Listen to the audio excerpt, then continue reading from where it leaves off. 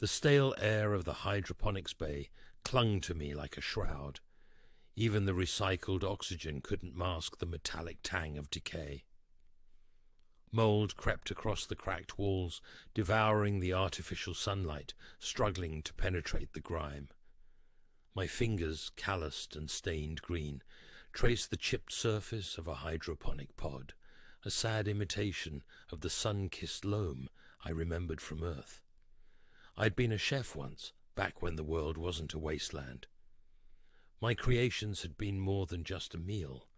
They were art, a celebration of flavors that danced on the tongue. Now, a can of synthetic protein and a ration of dehydrated vegetables passed for sustenance. Even my dreams tasted of ash.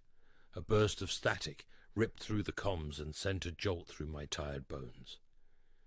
Faces in the rec room beyond the doorway turned towards the speaker, a flicker of something akin to hope, momentarily flickering in their weary eyes.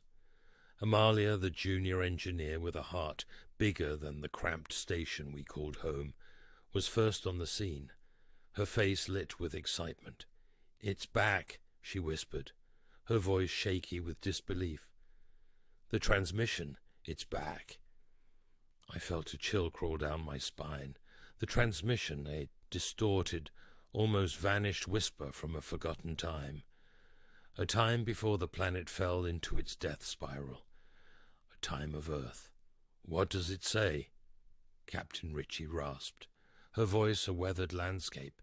The captain, her name was Annabelle, but everyone just called her Ritchie. Always in control, always focused, always reminding us of the fragility of our existence. Amalia, her fingers flying across the control panel, pieced together fragmented words, faces, music.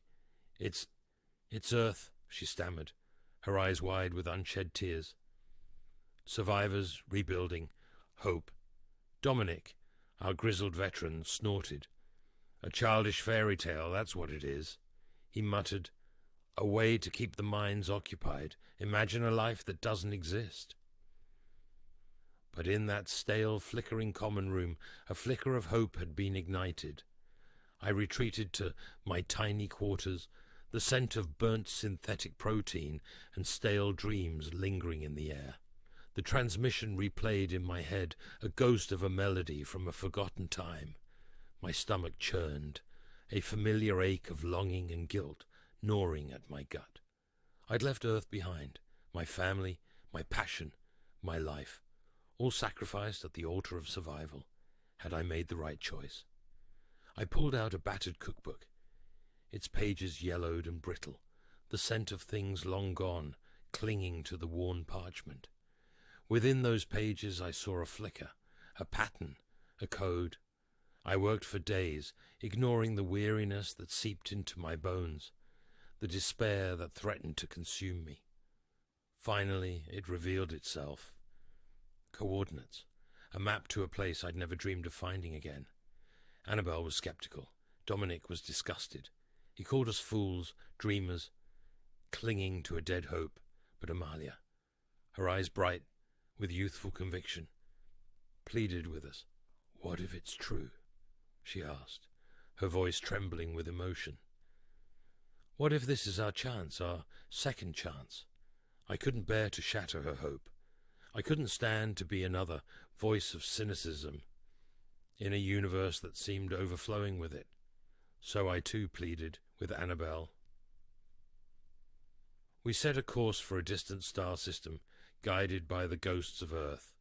The journey was arduous, filled with routine maintenance checks, the ever-present threat of engine failure, and the silence of an indifferent universe.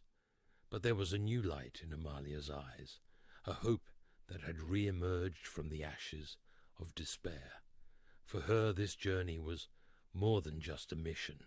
It was a pilgrimage. Finally, after weeks of traversing the void, we arrived. We dropped out of hyperspace, the scarred landscape of an alien planet spreading before us. It was a tomb, a graveyard of metal against a rust-colored sky. The silence was deafening. No sounds of life, no whisper of hope. We descended, our silence broken only by the grinding of the landing thrusters. As we explored, we found only devastation. Crumbling ruins, silent machinery, and a faint scent of ash.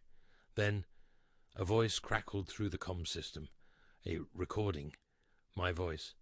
"This is Chad Tillman," my younger self droned. "This is not a paradise. This is a warning." A chill went through me as I heard my own voice, my own words echoing in this tomb.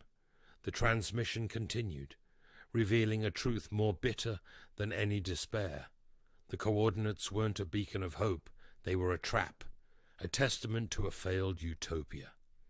A graveyard of civilizations, a reminder that Earth wasn't just a lost world, it was a warning. "Remember," my voice rasped, "don't let this be your future. Don't let hope be your undoing." The twist revealed the truth. I hadn't sought to reconnect with anything. I'd orchestrated this, a desperate attempt to warn others. The humanity we clung to, the Earth dreams we chased, they had only led to ruin. The real message wasn't about finding Earth, but about realizing what it could cost.